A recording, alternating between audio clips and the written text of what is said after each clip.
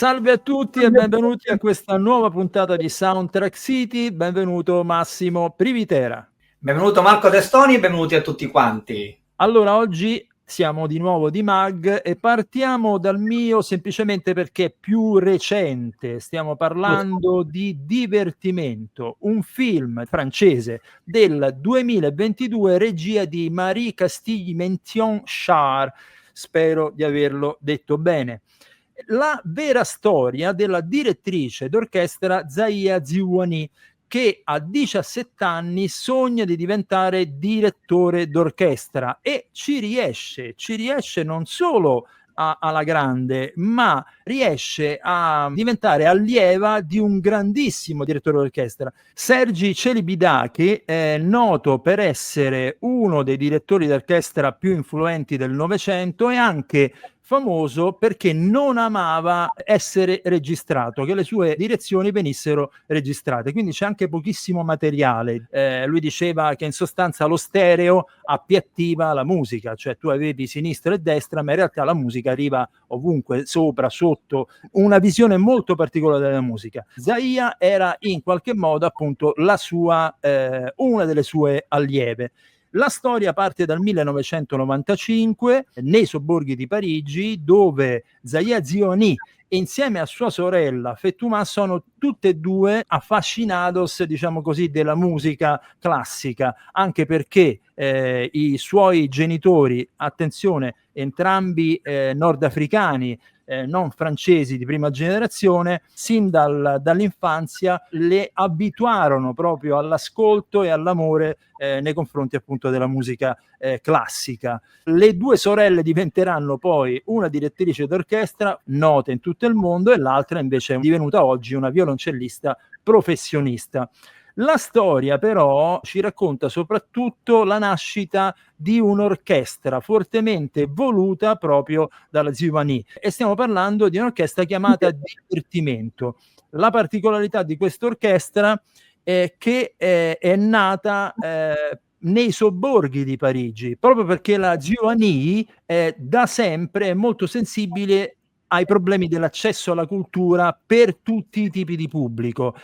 Sapete che la classica normalmente viene ascoltata nelle grandi capitali, meno nelle periferie. Ecco, lei con questa orchestra soprattutto ha voluto utilizzare gli studenti di musica delle periferie, anche se poi a un certo punto è diventata talmente importante questa orchestra che ha assorbito anche degli strumentisti provenienti proprio da Parigi, grazie ai quali è riuscito appunto a ottenere dei fondi. Oggi l'orchestra gira per tutta la Francia e anche in Europa, quindi è divenuta ormai un'istituzione da questo punto di vista, essendo un film che racconta di un'orchestra, il repertorio e gli autori principali del repertorio classico vengono citati tutti: Beethoven, Schubert, Bach, Prokofiev, Mozart, e poi anche ovviamente i principali autori francofoni, Fauré, Bizet, Sanson e Ravel. Ravel ha una particolare ruolo, la scena finale di questo film è basata tutta sul Bolero di Ravel. Vi assicuro un qualche cosa di commovente ma anche motivazionale. In un momento come questo, dove siamo tutti depressi dalla realtà, vedere questa scena finale e sapere che stiamo parlando di una storia vera, vi posso assicurare che vi corroborerà l'anima. Quindi vedetela. Questo mi ricorda come spirito due film: I musicisti della Via della Seta, un documentario ideato da Yo-Yo Ma, e poi un film che abbiamo recensito proprio qualche tempo fa, Bolero. Insomma, un film che consiglio a tutti, che potete vedere su Prime, YouTube, Google Play e naturalmente My Movies. E invece tu, caro Massimo? Parlo di un film appena approdato su Netflix del 2017, Geostorm o Geostorm, americano. È un film un po' alla Roland Emmerich, che non vuol dire che sia un marchio di garanzia, perché Emmerich è molto catastrofico, è molto roboante, è molto esagerato, è quasi certe volte trash, pacchiano.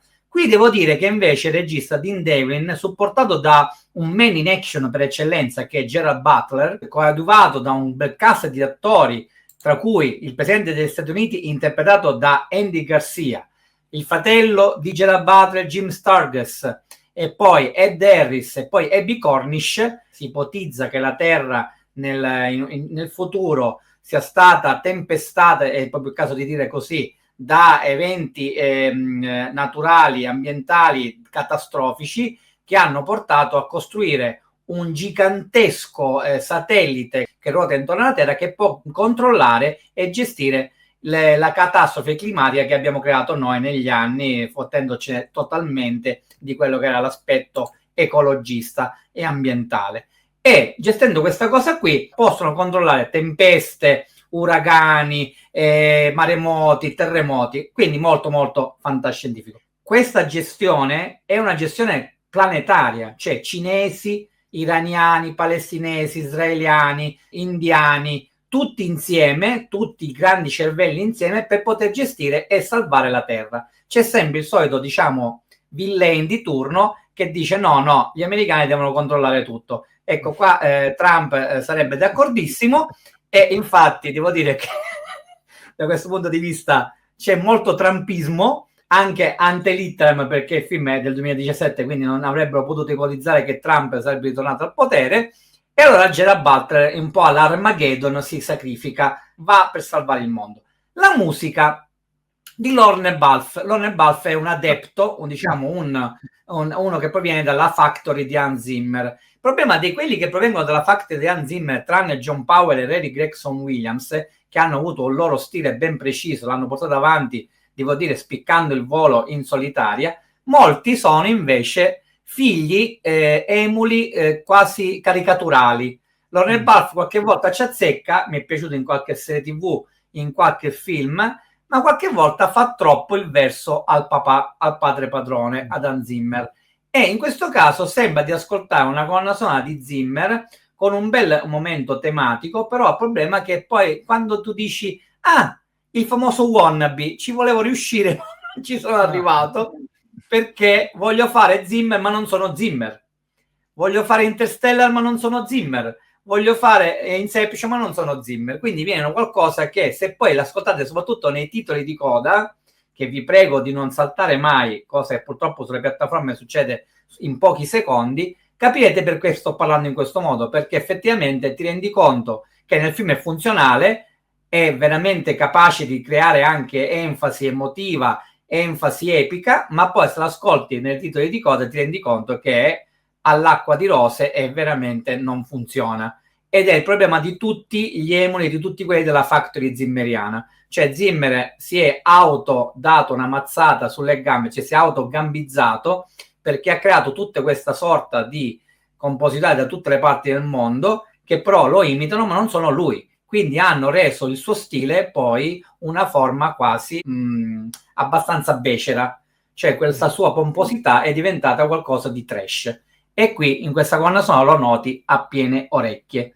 Quindi il film ve lo consiglio perché è un bel thriller politico, proprio un po' sullo stile dei thriller politici degli anni 70. Senti Massimo, posso dirti che quando hai nominato John Powell io ho rabbrividito, perché come sai è un autore che non è che amo tantissimo, e secondo me ogni volta che si nomina John Powell un pezzo di musica muore proprio.